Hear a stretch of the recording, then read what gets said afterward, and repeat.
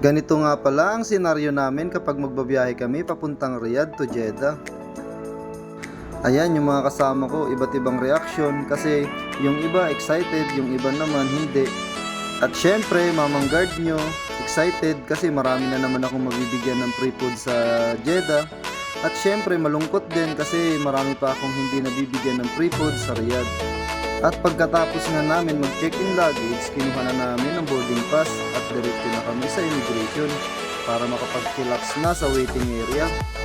At habang naghihintay kami ng oras ng flight namin, relax muna si Mamang Guard. Ito kasi ang nakakainis kapag commercial flight kami, sobrang haba talaga ng antayan sa airport. At syempre pagkatapos namin mag-antay ng pagkatagal-tagal, ito, naglalakad na kami sa daanan papasok sa aeroplano. At kung mapapansin nyo mga kabayan, konti lang kami dito.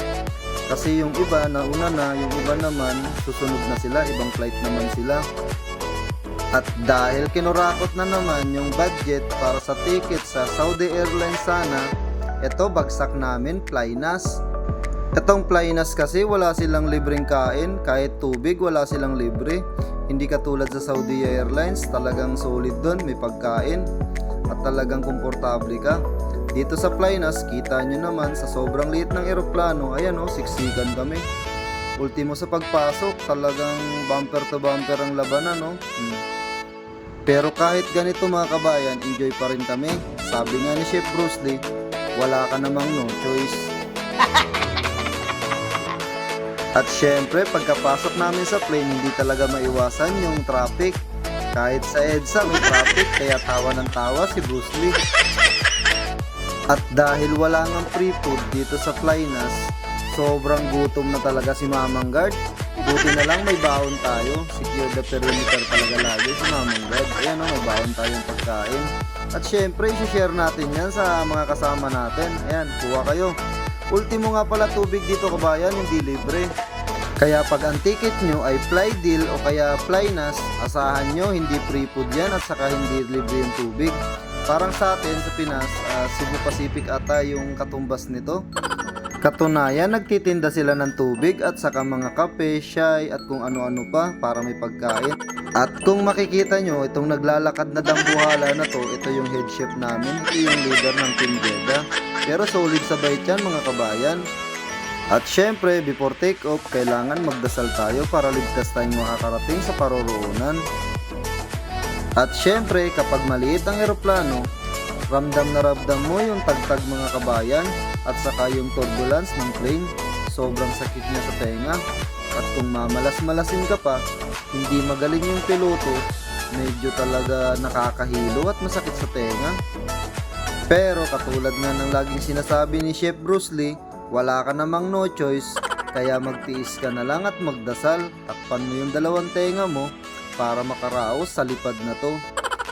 At kapag ganito mga kabayan, ang solusyon ni Mamang Guard, nilalagay ko yung earbuds ko sa tenga ko para mabawasan yung sakit sa tenga. Saglit lang naman kasi yung travel time mga kabayan, isang oras mahigit lang, nasa Jeddah na kaagad kami. Isa to sa mga senaryo mga kabayan kapag mumurahin yung ticket na nabook mo. Ayan, maglalakad ka dito sa hagdanan, tapos sasakay ka doon sa shuttle service nila papunta doon sa pinaka-terminal ng airport. Ayan, may mga shuttle service naman sila mga kabayan, kaya okay lang. Pero solid talaga mga kabayan kapag Saudi Airlines ang nasakyan namin. Bukod kasi sa busog kami sa biyahe, doon kami mismo sa pinaka-terminal ibababa ng eroplano. Kaya ito mga kabayan, wala ka namang no choice, kaya ito, tiyagain na natin hanggang sa makarating tayo sa paroroonan. Alam nyo mga kabayan, masarap rin naman kapag nagta-travel. Kaso, nakakapagod lang talaga mga kabayan at sobrang sakit sa ulo. Tapos, matcha-tsempuhan mo pa, diretso duty ka na.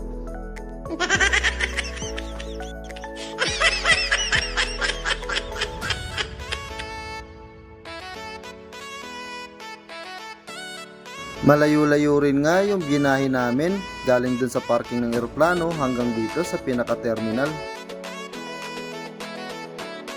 At pagkapasok nga namin sa Jeddah Airport, sobrang ganda talaga ng airport nila. Napakalinis, napakaaliwalas at napakaluwag.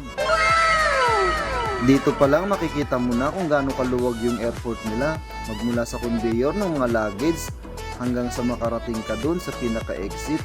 Ayan, katulad niyan mga kabayan, no? Ilang conveyor yan, sobrang dami at sobrang lalaki. At habang paglalakad kami palabas, dito mo makikita yung iconic na signature talaga ng Jeddah Airport. Yung aquarium nilang sobrang laki. Ayan o, punong-puno ng isda yan at talagang sobrang ganda, mapapatingin ka talaga. Ito yung pinaka-iconic at hindi ka po pwedeng hindi magpa-picture pag nandito ka, katulad nitong dalawang to. At syempre si Mamang Guard, hindi papayag na hindi makakain sa Albaik kapag nandito kami sa Jeddah Airport. Solid kasi talaga yung Albaik dito mga kabayan. Tingnan mo yung mga kasama ko, nag-aabang din yan. Gutom na gutom yan. At kita nyo naman mga kabayan, yung service namin, naka-GMC pa yan. At sa sobrang dami nga namin, hindi kami magkasya sa mga sasakyan na to. Kaya kinailangan pang magtawag ng ibang sasakyan para magkasya kami. At syempre si Mamang Guard, secure the perimeter. Kanya-kanya na nga kaming pasok sa kanya-kanyang mga sasakyan. Bahala na kayo dyan mga kabayan, basta si Mamang Guard, secure the perimeter na. Kita-kits na lang tayo dun sa hotel na pupuntahan natin. Tuwang-tuwa nga tong mga kasama ko kasi finally nakarating na kami dito sa Jeddah. Sabi ko sa kanya, Yala Ahmad, sura-sura. Balita ko kasi maganda yung bagong hotel natin. Gustong-gusto ko na talagang magpahinga kasi baka bigla kaming tawagin, padyutihin kami diretso. Wala nang pahinga yung Mamang Guard nyo. Sa totoo lang mga kabayan, sobrang ganda talaga ng Jeddah. Sobrang luwag, sobrang aliwalas, hindi katulad sa Riyadh. Minsan nga feeling namin bakasyonista na rin kami dito. Kung hindi lang 12 oras yung trabaho namin, makakamdaman din namin na bakasyonista kami. Sana all. At tuwing mapapadaan nga ako dito sa lugar na ito mga kabayan, nagtataka talaga ako. Bakit kasi hindi tinuloy to? Jed lang. Dapat Jeddah to, di ba? Kaya yun, 3 letra lang. Baka kinurakot rin yung budget dito mga kabayan. Katulad ng mudir namin, kinurakot yung budget namin. At syempre, tinanong ko rin yung driver namin mga kabayan, bakit Jed lang yung nakalagay dyan? Imbis na Jeddah, alam mo sagot niya sa akin, Mapi Malum. Baka daw same yan ng mudir namin, kinurakot din yung budget niyan, kaya Jed lang instead of Jeddah. Ang galing! Ang galing! Masarap sana yung buhay namin dito mga kabayan, hayahay sana si Mamang Guard kung hindi kinukurakot yung budget na para sa amin. Finally, nakarating na kami dito sa bagong hotel namin mga kabayan.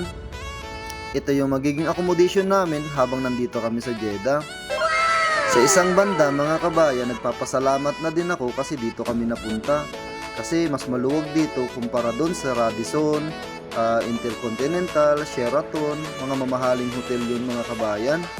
Kasi kung doon kami napunta, hindi ko kayo mapapapasok dito mga kabayan. O kita nyo, ang ganda-ganda ng hotel namin. Pwede na to pagtyagaan. Kesa naman nasa Sheraton nga kami, hindi naman kayo makakapasok mga kabayan. At hindi ako makakapagbigay ng free food para sa inyo kasi super higpit dun. Kaya ito, pagkapasok ni Mamang Guard, sobrang sarap talaga sa pakiramdam kapag matutulog ka na. Ay syempre, feel na natin yung pahinga.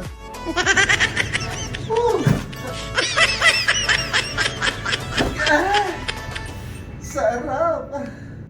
So paano, ito na yung bagong hideout ni Mamang Guard. Tandaan nyo to mga kabayan ha, sa mga pupunta. Salamat!